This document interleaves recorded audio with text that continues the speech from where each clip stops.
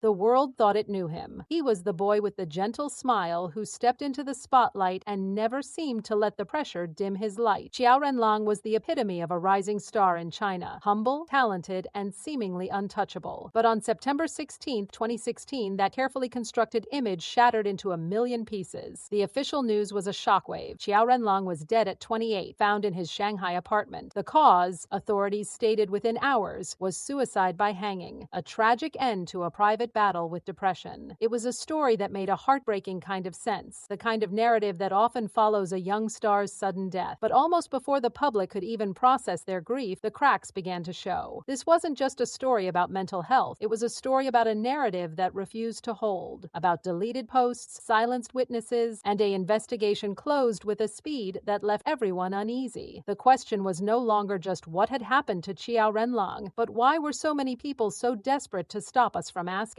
In the immediate aftermath, the public was told a straightforward, if devastating, story. His studio and family confirmed he had struggled with depression, painting a picture of a young man who suffered in silence behind his optimistic social media feed. The police report was clean. No signs of a struggle, no foul play suspected. Case closed. But for his legions of fans, this simple explanation felt impossibly inadequate. How could the cheerful young man who had just posted a sunny selfie about the weather be gone? They began to do what devotees do in the digital age. They started digging, piecing together a timeline that the authorities had seemingly refused to provide. And almost immediately, the inconsistencies began to pile up. Conflicting accounts from neighbors about when lights were on in his apartment, whispers about missing call logs, and friends who hinted in now-deleted interviews that the scene inside the apartment didn't quite match the neat and undisturbed description from police. The official story was being picked apart in real time, not out of malice, but out of a desperate need for answers that made sense. Then the digital curtain began to descend. As fans flocked to Weibo to share their grief and their doubts, they found their conversations were being systematically erased. Hashtags related to Qiao's death were suppressed, memorial pages vanished, and users who asked pointed questions found their accounts suspended. This heavy-handed censorship was like throwing gasoline on a smoldering fire. In a country where information is tightly controlled, this kind of suppression doesn't calm speculation. It confirms the deepest suspicions. If his death was a simple personal tragedy, why the need for such a comprehensive information blackout? The public's grief began to curdle into something else, a deep-seated belief that a much darker truth was being hidden. The controversy exploded into the mainstream with the leak of what were alleged to be crime scene photos. Blurry, grainy, and spread across private chat groups before being scrubbed from the Chinese internet, these images were analyzed with forensic intensity. Fans and amateur sleuths pointed to details that, in their view, didn't align with a suicide by hanging. The shadows were wrong. The position of the body seemed off. These images, whether authentic or not, shattered any remaining trust in the official narrative. They fueled a powerful new theory, that Qiao Renliang's death wasn't a suicide at all, but a staged event designed to cover up something far more sinister. The conversation had now irrevocably shifted from why did he do it to what was done to him. In the absence of facts, the rumor mill went into overdrive, constructing elaborate narratives to explain the inexplicable. One persistent theory suggested he was entangled in a coercive relationship with a powerful, well-connected figure in the entertainment industry, a figure who wouldn't take no for an answer. According to this whisper network, when Qiao tried to break free, he became a liability, and his death was a brutal message to others. Another theory pointed the finger at the suffocating nature of the idol-making machine itself. He was trapped in a contract that controlled his every move, his every smile, his every friendship, until the pressure became too much to bear. A third, even more chilling narrative spoke of blackmail, of compromising materials that threatened to destroy his pristine image, pushing him into a corner from which he saw no escape. While not a single one of these theories was ever proven, they gained traction because they offered a motive, a villain, a reason for the suffocating silence that followed his death. The entertainment industry itself became a character in this tragedy. Qiao's death sparked a rare, albeit cautious, public conversation about the immense pressures faced by young stars in China, the relentless schedules, the constant scrutiny, the demand to maintain a flawless public persona at all costs. It was a system designed for burnout. Colleagues spoke anonymously of his perfectionism, his refusal to show weakness, traits that were once praised but now seemed like warning signs. His case became a grim symbol of a culture that consumes its brightest young talents, demanding everything and offering no room for human frailty. The controversy was no longer just about one man's death, but an indictment of an entire system. Years have now passed since that night in Shanghai, but the mystery of Qiao Renliang's death remains stubbornly unresolved. Every September, fans still gather online to light digital candles and repeat the same unanswered questions. The official record remains unchanged, a tragic suicide, but the court of public opinion, fueled by years of censorship and contradictory clues, has reached a very different verdict. His legacy is now a dual one. He is remembered both for the joyful artist he was and for the haunting symbol he became, a symbol of the secrets that lie behind the polished facade of fame and the terrifying power of silence. The truth of what happened in that apartment may never be officially acknowledged, but the relentless pursuit of it by his fans has ensured that Qiao Renliang's story is not one of quiet surrender, but of a loud, persistent, and unresolved demand for answers. And in that demand, his voice in a way echoes still.